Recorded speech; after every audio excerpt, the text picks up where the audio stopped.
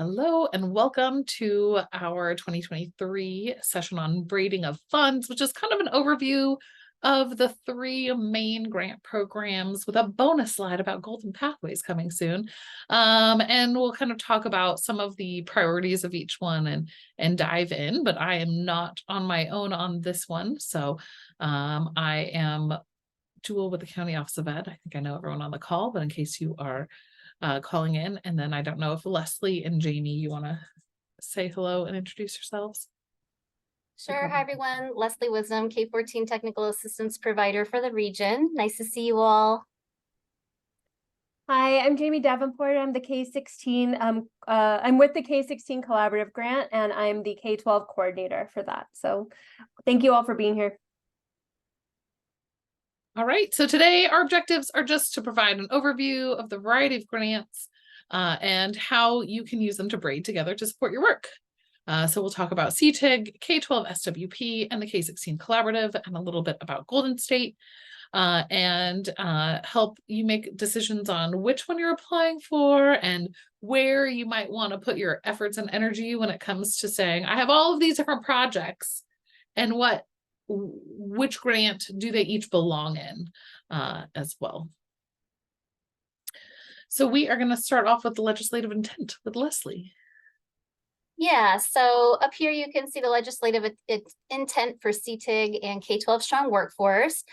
These two are very similar in nature. So CTIG uses language around encourage, maintain, and strengthen the delivery of high quality CTE programs. And K-12, you can see, uses language around create, support, or expand high quality CTE. They're both really similar. We're going to get into a couple of the differences later on, but I think one good way to explain it is that you have to have CTE in place for CTIG, and you are strengthening in various ways your CTE programming. And with K-12, you can use the funds to start CTE if you're not already doing so.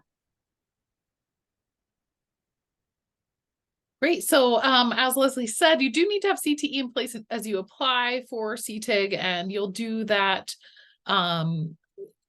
self-evaluation, and we'll look at some of those minimum eligibility standards here in a second. But it's really designed to support high quality CTE across all of your pathways to boost their quality, to do expansion, things like that. And we'll look at what the projects are. Whereas K-12 SWP is really a lot of times focused on a new project development. It can be a current project that you want to expand on. You can use it to launch CTE where there's not already CTE. It's a little bit more broad in some ways, but it also is very much driven by labor market information.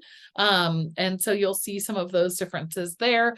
And you can see there are a number of different areas that K-12 SWP particularly excels in when you're looking at some of these.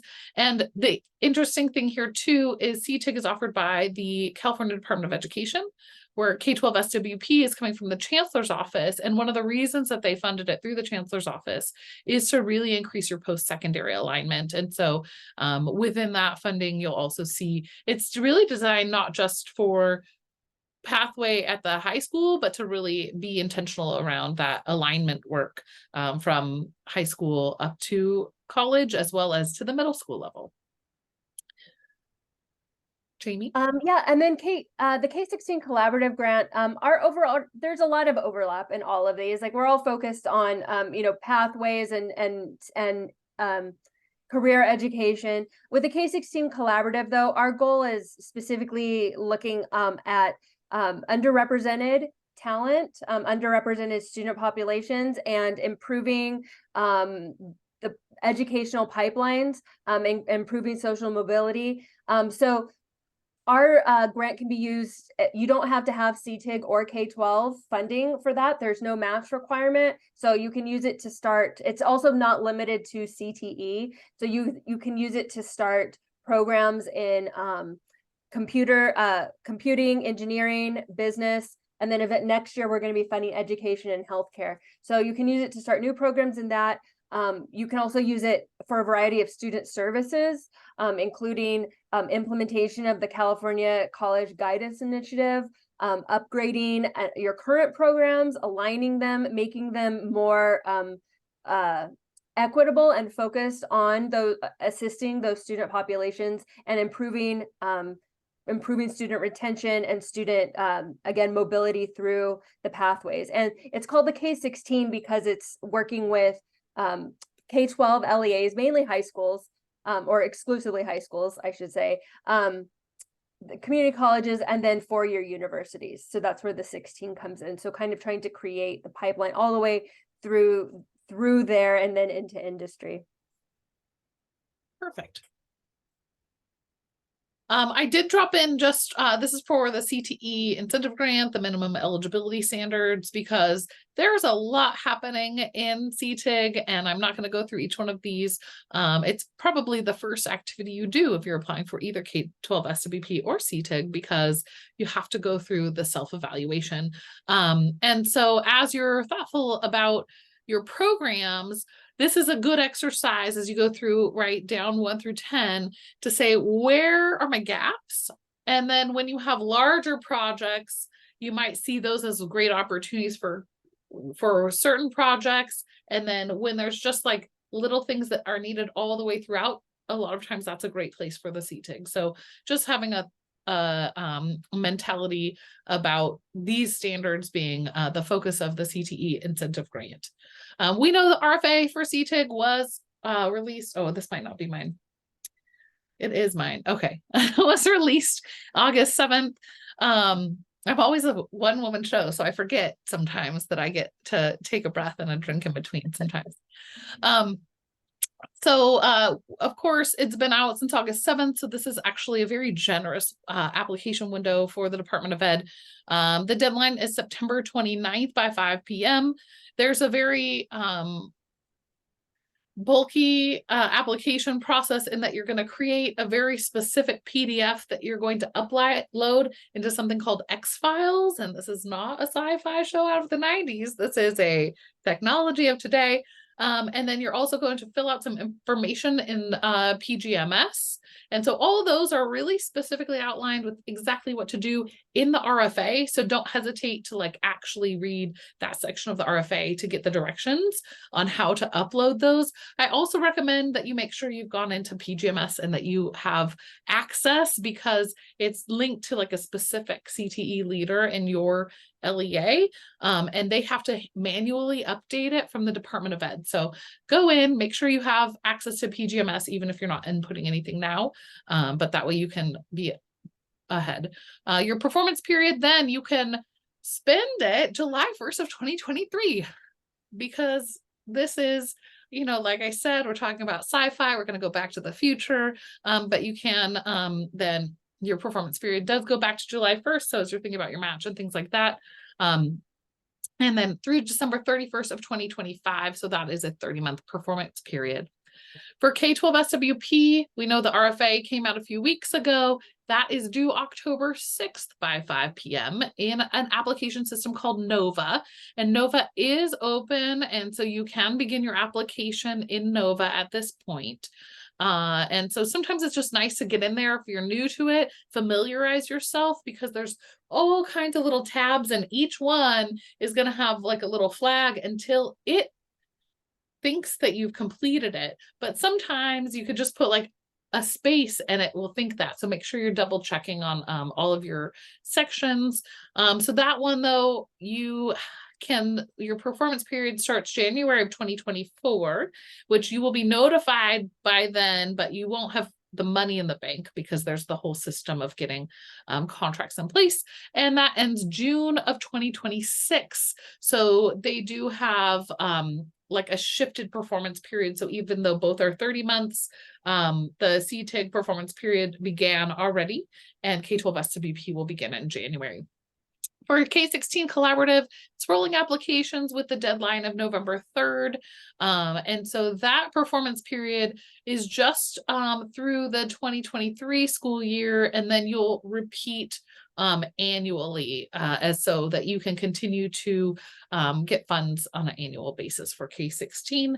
And then when Jamie is the final of your K-16 collaborative for people's long-term planning? 3 years. So the 25-26 school year, I Great. believe, is the last year. So, and I just want to note too that unlike the CTIG and the K-12, where you receive sort of a lump sum of grant funds, with the the K-16 collaborative, we're funding on a reimbursement model. So you can basically, there's 2 periods of reimbursement in January and then after in July, and you basically you send us a bill for all the things that you propose to have funded under our grant, and then we reimburse the LEA for that.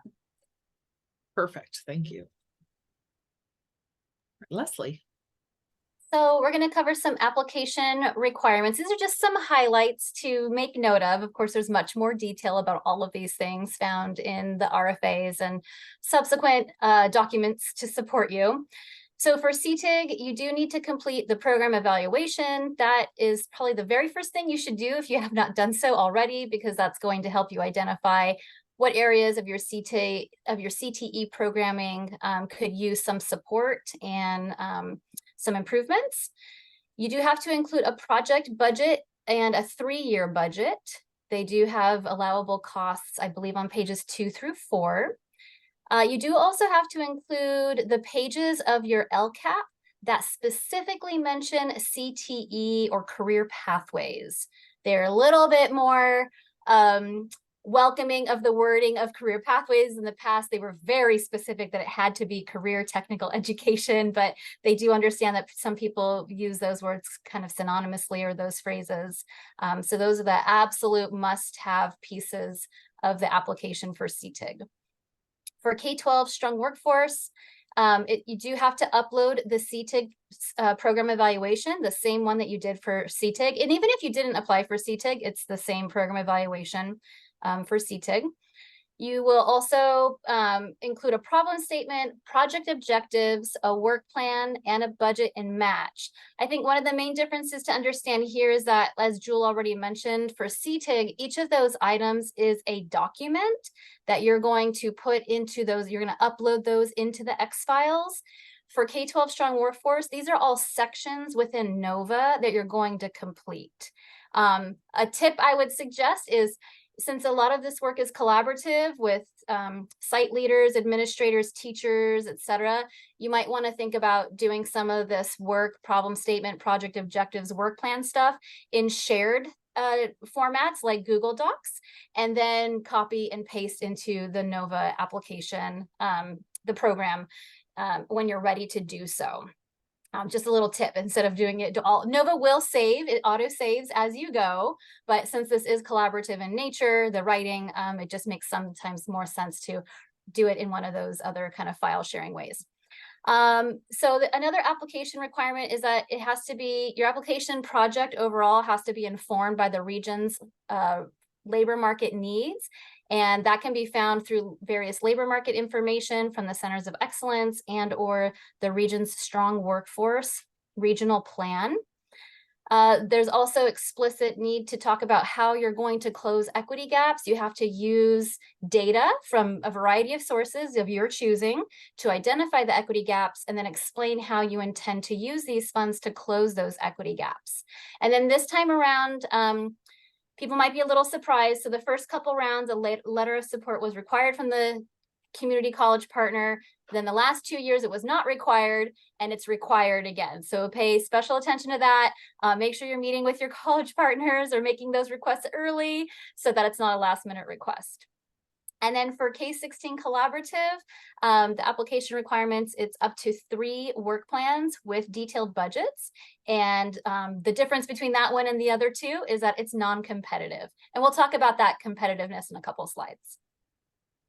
And I just added in there too that there's no match requirement too for K-16. All right, so now eligibility is very similar for CTIG and SWP. So the folks who apply are going to be school districts, county offices, independent charters, or ROPs. And that's the same for CTIG and SWP. One of the main differences is that if you are a middle school district, you cannot apply for CTIG by yourself on your own. You have to apply as a consortium with one of your high school partners. So that's the only way that middle schools can be written into CTIG. On the other hand, with SWP, middle school districts can apply for funds on their own because part of this work does involve career exploration, beginning those CTE experiences at a younger age. So you can, as a middle school, apply for K-12 strong workforce. Both CTIG and SWP are meant to serve grades 7 through 12 only. So even if you are like a K-12 district, the funds can only be used to serve grades 7 through 12. And then with K-16 collaborative, it is non-competitive, as previously mentioned. You have to be a public school district or a county office of education to apply. This time around, I'm not sure if it's going to change in the future, charter schools are not eligible. And the funds can only be used for grades 9 through 12.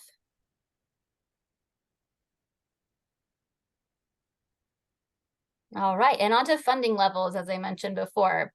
So there's 300 million in the state for CTIG. And the way that they kind of split this up is you apply for as much amount as you have match for. So there's really not, the sky is the limit here, but they can only award in these categories, these funding amounts, and it's all based on ADA. So if you have an ADA of up to 140, out of that 300 million, 12 million is allocated to those LEAs. If you have more than 140 but less than 550 students, 24 million is allocated to those LEAs. And if you are an LEA that serves more than 550 students, you're in the biggest chunk of LEAs, then there's 264 million allocated to those LEAs. SWP is a little different. This is a regional allocation. So in our region this year, we're getting 13,800,000. You can see it there anyway. You can apply for up to this amount. So even if you have more match, these are your amounts that you can request within these grants. So you can see there up to 140, you can request up to 250,000. If you have between 141 students to 550, you can apply for up to 500,000, 551 to 10,000 students, 1 million. And if you serve more than 10,000 students, you can apply for up to 2 million. I think this is later on in the presentation too, but I just want to mention that in CTIG, like you can apply as a consortium and your ADA can be split. Well, will have to be split across your applications. So keep that in mind. With SWP, you can, as an LEA, have your name written on up to 3 applications, whether alone or as a consortium, and you do not split your ADA. Okay, so each application, these are the amounts that you can ask for each application. It's all based on ADA. So when you're applying as a consortium, all the ADA gets added up together so you can see your maximum allowable for ask. Hopefully that makes sense. And then for K-16, again, it is based on the size of your LEA, and the award amounts are 60,000, 100,000, or 180,000. And there's 3 years of funding currently available. And I just would add, if I could, that the K-16 collaborative funds, and I put this on the PowerPoint, but you'd have to refresh it. Sorry, it was a late ad. But the K-16 funding can be used as a match for CTIG and K-12. So if you're getting 100,000 of K-16 funds, and you can use that as a match for CTIG or K-12, if you're doing work that is connected and it has to be connected and in the same vein. But yes. Thank you. All right, when you get into the types of applications, I think some of this is a repeat, but again, CTIG, you can be a consortium or an individual LEA. If you are doing a consortium, the middle school needs to be the same students. So it can't just be, a random middle school with a high school that isn't connected, because the reason is to get the funds, then there has to be reporting through that system on those same students as they go to high school. So it should be in that same group of students and where they go to high school for the most part. The ADA, again, will be split if applying for a consortium. CTEG LEAs can only be part of 2 applications, one consortium and one independent. And again, K-8 have to be part of a consortium with their aligned high school district to ensure that completer reporting. Again, K-12 SWP can apply as a consortium or individual LEA.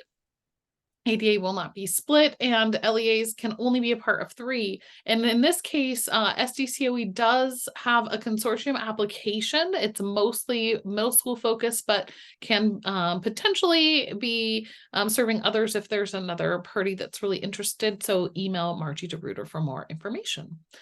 When it comes to K-16 Collaborative, they've actually developed a application system where they will send you a spreadsheet, but it helps populate their own work. And so it's very interactive inside of their own ecosystem. And so you will be given a unique application if you are planning to apply. And so you may already have access to that if that applies to you. When we get into types of projects, I'm going to talk a little bit about CTEG, and then my colleagues will talk about some of the others. Again, CTEG, you can pick any industry sector with the focus around high quality program development and continuous improvement. So you're going to come up with your project through the self-study process, right? So when you do that self-evaluation, which is attachment 1, as you go through, the last box for each one of those standards is where you're going to write what you were lacking from the rubric, and then that becomes the type of project that you do. So there's a variety of things here, like career technical student organizations. That's a huge piece of the CTEG puzzle, where they're really encouraging you to be part of that. Having ongoing professional development and curriculum improvements, industry standard materials and equipment. So when you have your advisory come together and they say, wow, we really need to see some updates, we want to make sure that you are continuously improving the machinery that you have available, the equipment you have available, right? All of that is a very CTEG acceptable project. You can do some A through G updates to your CTE courses. There are some components around counseling, social emotional learning, and career exploration, making sure that you have that advisory system and alignment to post-secondary. Work-based learning projects, how are you addressing transportation and things like that when it comes to work-based learning? And then again, middle school only if tied to the high school. Leslie, how about K-12 SWP? Well, thank you, Jewel. So just some kind of like general things to keep in mind, very similar to what Jewel said. You're going to complete that CTEG self-evaluation, figure out where in your whole comprehensive offering of CTE programming you would like to do more or better in. I always encourage people to kind of hone in on like 1 or 2 projects that are really manageable with these funds. Try not to do every single pathway for every single student group, for every single, element in the CTEG self-evaluation. You want to make this like really kind of project-based, so kind of specific. And because K-12 SWP is not for sustaining or maintaining things, you want to think about new, more, different, or innovative. Doesn't mean you have to create new CTE programs every time. That's going to be super hard to sustain financially over time. But think about new ways of supporting students, more students being served by, different ways of supporting students, innovative practices with your curriculum. So that's kind of what we're driving home with one of the differences between the 2 programs. You also want to think about the regional priority sectors for San Diego and Imperial counties.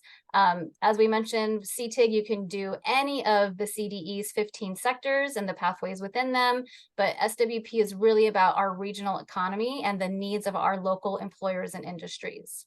So, of course, you can purchase equipment with that. You can upgrade your curriculum to make it more aligned with your community college partners to meet industry needs.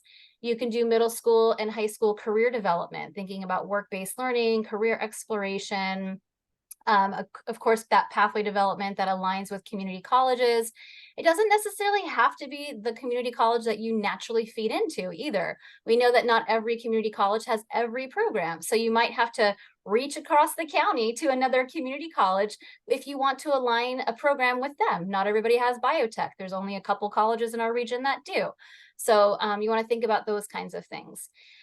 Teacher, counselor, professional development, you can use these funds for. And then also, I think a really important thing, since we are trying to close equity gaps for disproportionately impacted students, think about support services for these students. I know there's, these ideas for universal design, so changing some things that will have a positive impact on all the students, but there's also some unique needs for foster students, for students who are English language learners. So think about when you're looking at your gaps in your data, how are you going to specifically support those student populations, and then put some money into it? Tutoring, translation services, mentorship, after school programs, those kinds of things. And go on, Jamie. And for the K16 collaborative, I've attached a sort of a doc to the hyperlinked right there. This is sort of a menu, if you will, of different options of things that we can fund.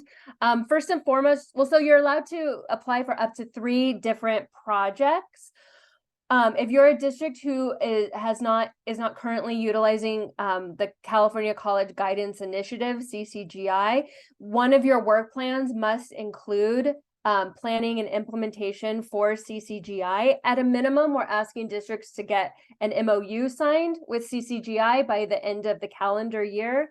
And this grant can fund that, right? Can fund like those data people to work with the CCGI people, can fund the transition that has to happen with counselors and some of the implementation costs, or as much, or, as you want to do there, in terms of actually implementing CCGI. But at a minimum, we need to MOU to be signed. So again, there's a range of what you can do.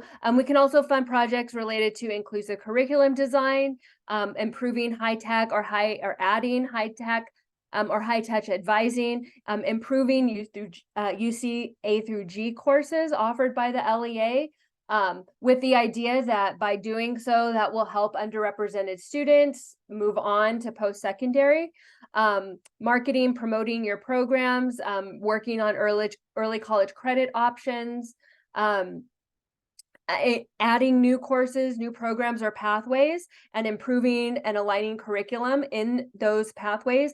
If you do any work related to related to courses, programs, or pathways, it must be for at least this first year related to engineering, computing, or business sector work. And then next year, again, we'll be funding work related to education and healthcare. Thank you. I think that's it. Yeah. Oh, and just a quick note, the K16 funds are not meant to supplant work that's being done with CTIG or K12. So if you're doing work with CTIG or K12 already, you can't use our funds instead. So you need to use those funds first, and then our funds would come in on top to fund additional work, or to fund work in areas that are not funded by K12 or CTIG. Sorry. Yeah, no, thank you. All right, so fiscal reporting varies by grant. CTE incentive grant, there's not a significant amount of reporting. Most of the accountability is all around fiscal, making sure that you're meeting your match and things like that. K16 collaborative has twice annual fiscal reports, and as Jamie mentioned earlier, it's reimbursement based rather than a grant up front. And so you'll be able to submit for reimbursements and then complete your quarterly narrative reports. K12 SWP, you're going to do your reporting there in Nova, and so you get lots of reminders to help you keep up to date with all of the different progress reports. And so you'll have progress reports throughout the life of the grant, and then your final expenditure report. So you'll see, twice annually that you're going to have different reporting periods in August and February until that completed piece in November of 2026. When it comes to data and reporting requirements, the CTE completer data will be collected in January of 24 and submitted during March of 24. The grantees will have to generate the data points in CalPads. And so making sure that your CalPads codes are all aligned is really important. And you can usually kind of see if your college and career indicator CTE completer numbers match what you think they should. And if they don't, that is a good sign to go back and just make sure that your SIS is communicating properly with CalPads. When we talk about K-12 SWP, that completer data is collected also in January of 24 and submitted during March of 24. And so again, you'll also be submitting those in CalPads, but here you also are going to submit year-end files to CalPass Plus by November 1st, right after the fiscal year for which the data is being reported. So you have that extra piece of CalPass Plus for K-12 SWP. K-16 Collaborative, you'll have annual student data report due every August with enrollment data and specific data around certain sectors. And we provide you with a data reporting document, so you don't have to report it through any other system. So we'll provide you with a document, you just report it directly onto the document. Perfect, thank you. So when it comes to application review, as Jill mentioned before, the CTIG is administered by the CDE, so the California Department of Education. So after you upload all of your goodies to the X files, they are going to be reviewed by staff from the CDE.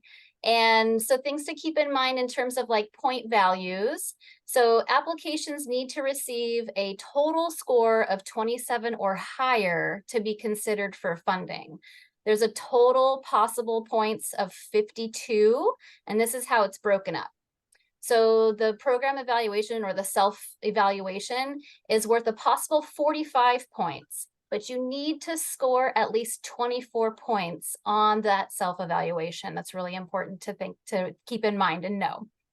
For the rest, it's kind of like, if you did it, then you get the points. So the budget narrative is worth 2 points. The 3-year CTE budget is also worth 3 points. And then attaching those pages from your LCAP that show inclusion of CTE is worth 2 points.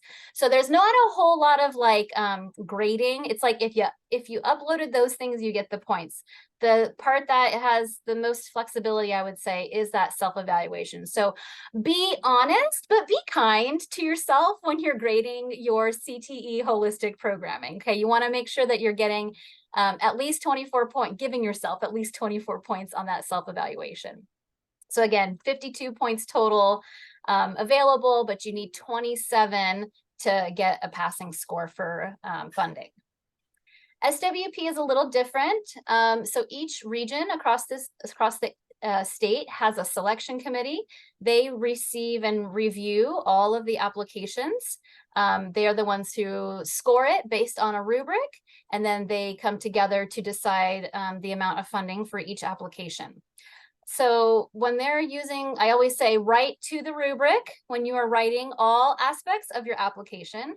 Write to the rubric, have it open next to you as you are writing. So each of those sections are worth certain point values. The problem statement and project objectives are worth a total of 40, so that's 20 each. 20 for the problem statement, 20 for project objectives. The rubric lays out exactly how to get to those 20 points. The work plan is worth 35 points. The rubric lays out exactly how to get up to those 35 points. The budget in match is worth 15 points. And then there's also a section called positive consideration, and that is worth a total of 20 points. And it's because some of the areas are worth 2 points, and then there's 2 specific areas that are worth 5 points each. And I like to consider those, because we're all in the education field, I like to consider those like the extra credit that you could possibly earn. So the point value is based on 100 points. You have to earn 75 points in order to be considered for funding. And again, those points are being assigned and scored by selection committee reviewers within our region. So out of a total of 110, technically, because of those extra credit points. So use the rubric. All right, now the positive considerations, just a little bit more about those. They're pretty much the same for CTIG and SWP, but they kind of give you different things. So for CTIG, you can see these are the areas where you'll get positive considerations, and that's serving unduplicated pupils, pupils that have higher than average dropout, higher than average from the state dropout rate, located in an area with high unemployment, that's by county, offer if they're in an area that has, if they're rural. So positive considerations in CTIG really just means that you can get more money. All right. Now, on the flip side, with K-12 strong workforce, they lead to points. So very similar, you can see unduplicated pupils, higher than average dropout rates, et cetera, et cetera. You can read all those. Those are worth 2 points. And then the last two there, you can earn a possible 5 points if you are creating a new pathway. And they're pretty generous with the definition of new. You could already have computer programming at one of your high schools within your district, but if you decide to do computer programming at another high school within your district, that is considered a new program or a new pathway because it's a different school that's getting it. So it's a pretty lenient version of defining new.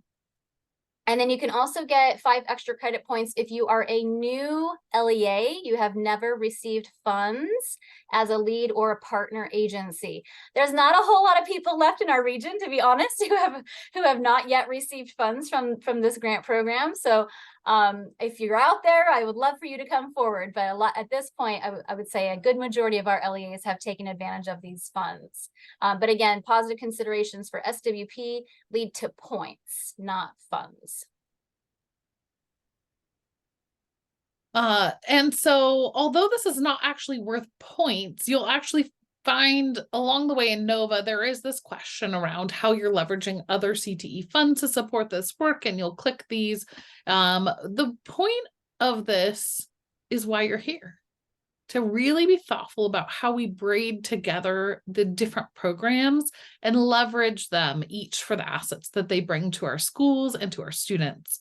So one thing to remember is that when we're talking about sustainability, which is a question asked in most funding areas, right? Part of that response, which may have points associated with it, part of that response is to say, in order to make sure that this program doesn't die, I have leveraged my LCAP. I've leveraged these private funds. I'm leveraging CTE incentive grant. I'm leveraging K-12 SWP. I'm leveraging K-16 collaborative. Whatever the things are that you are using as an investment, that's what makes something sustainable. If that money goes away, is there anything left, or does it completely destroy the program? And so as we talk about the importance of braiding funds, we know that by really keeping as many different funding streams woven together to create the fabric of CTE, that is the thing that strengthens it. And so as you're thinking about, am I going to apply for each of these and why? Having in mind the fact that that is one of the things that leads to sustainability, where you see also like it's different.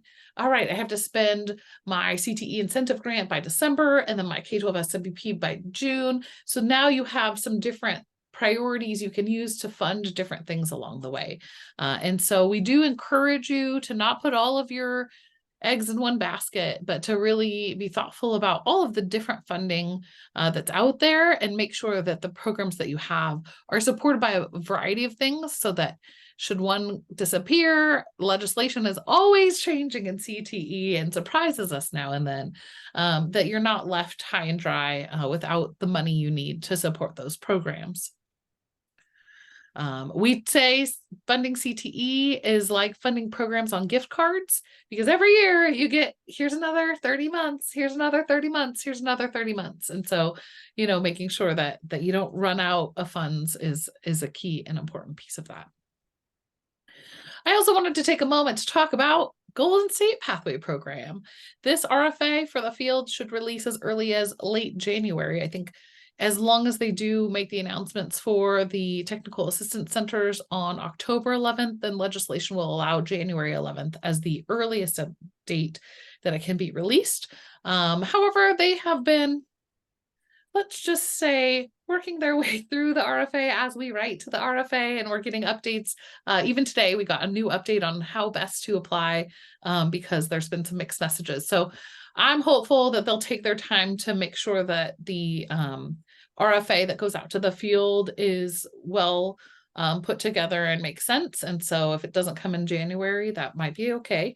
But the focus of the Golden State Pathway program is around technology, healthcare, education, and climate-related fields. And so it's kind of in some places it says STEM fields with a climate mindset and things like that. So these are the 4 areas of focus of that fund, those funds. And they actually have, it's a 6-year expenditure, but we're already in the first year. So you'll have 5 more years to spend once you have applied this January.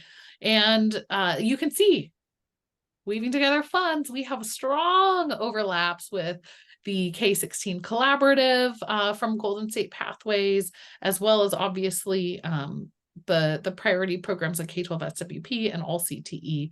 And so the thing to remember is that it's not limited to CTE, however.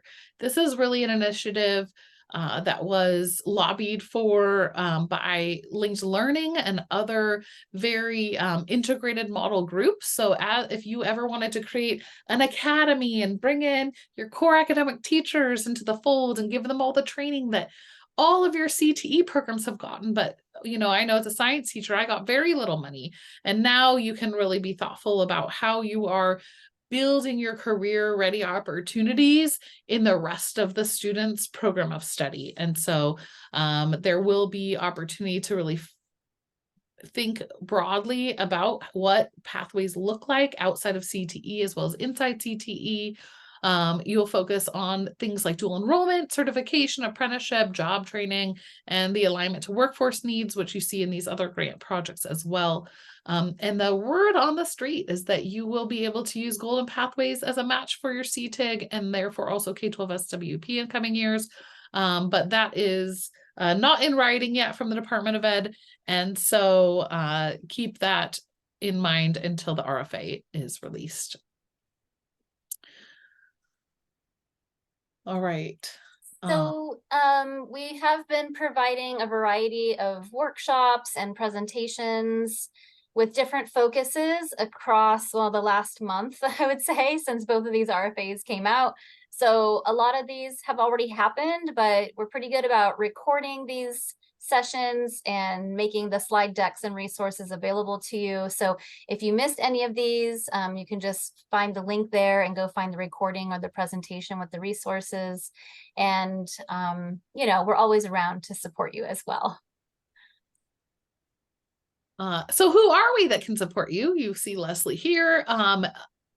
Obviously, I'm also part of this and Jamie's here. But if you're looking at consortium applications, you can reach out to my colleague, Margie DeRuiter. The California Department of Ed has a CTIG consultant. And so David Kinst is the CTIG consultant, and you can reach out to him specifically with questions as well. Under K-12 SWP, we also have pathway coordinators in each service area for our community college districts.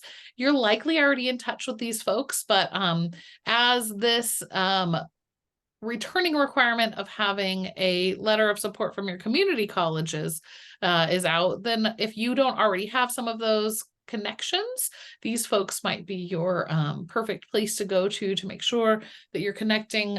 They do support the connection between K-12 and the community colleges. So that's another great group of folks to lean on if you have any questions along the way. And so that is it for our 2023 Braiding of Funds workshop. And we are happy to answer any questions you might have. And I'm going to go ahead and stop the recording. So.